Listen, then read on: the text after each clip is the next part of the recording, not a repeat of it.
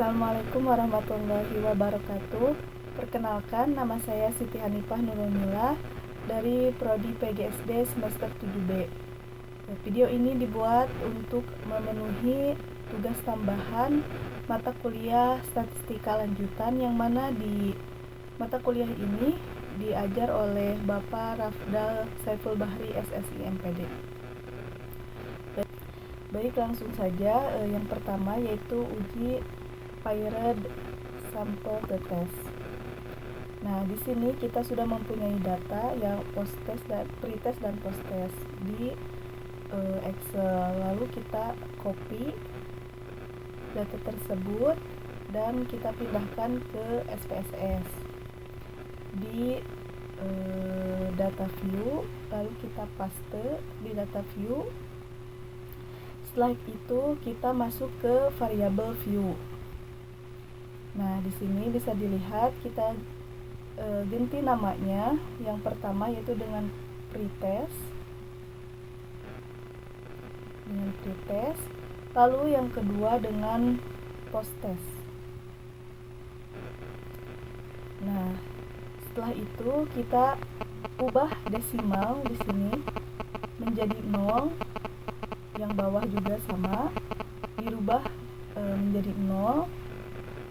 Setelah itu kita rubah measure menjadi scale, lalu yang post-test juga sama menjadi scale. Lalu setelah itu langsung ke analyze. Nah, di sini ada compare mean. Di analyze ini ada compare mean,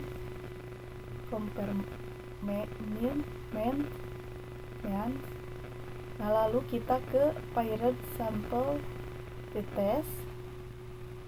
Nah, mohon maaf ini tadi ya untuk latihan, digunakan untuk latihan. Nah, yang pretest kita masukkan ke variabel 1, lalu yang post-test dimasukkan ke variabel 2, lalu ketik OK. Nah, kita bisa lihat ya di sini di ujung nilai signifikannya itu 0,02, yang mana nilai dari 0,02 ini kurang dari 0,05. Di sini itu ada 0,02 ya, itu kurang dari 0,05.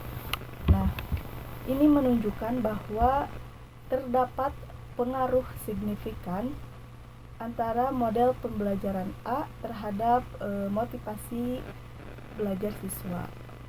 Nah, di sini ya bisa dilihat. Nah, baik. Yang kedua, saya akan melakukan uji independent sample test, yang mana ini sudah ada datanya. Lalu kita copy saja. Setelah itu langsung masuk ke SPSS seperti tadi ya, di data view. Lalu masukkan datanya di sini, kita paste di sini. Nah, lalu setelah itu kita ke variabel view. Nah, di sini desimal seperti tadi ya, kita ganti atau rubah ke 0 dua-duanya. Kita rubah ke 0 dan measure kita ganti ke scale. Dirubah ke scale dua-duanya.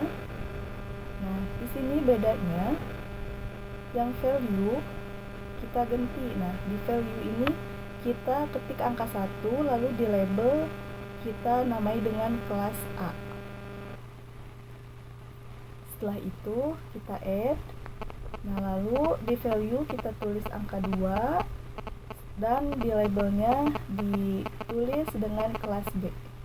Setelah itu di add lagi, lalu klik OK. Nah, setelah itu langsung kita ke analyze, lalu ke compare mean seperti tadi, dan ke independent sample test. Nah, oh ya, mohon maaf, namanya belum dirubah. Di sini namanya kita rubah saja. Yang nama yang pertama kita ganti dengan nilai. Kita rubah dengan nilai, lalu yang kedua kita rubah dengan kelas. Nah, sekarang sudah bisa kita analyze, lalu compare mean, eksperimen ya. Ya. Lalu ke independent sample to test.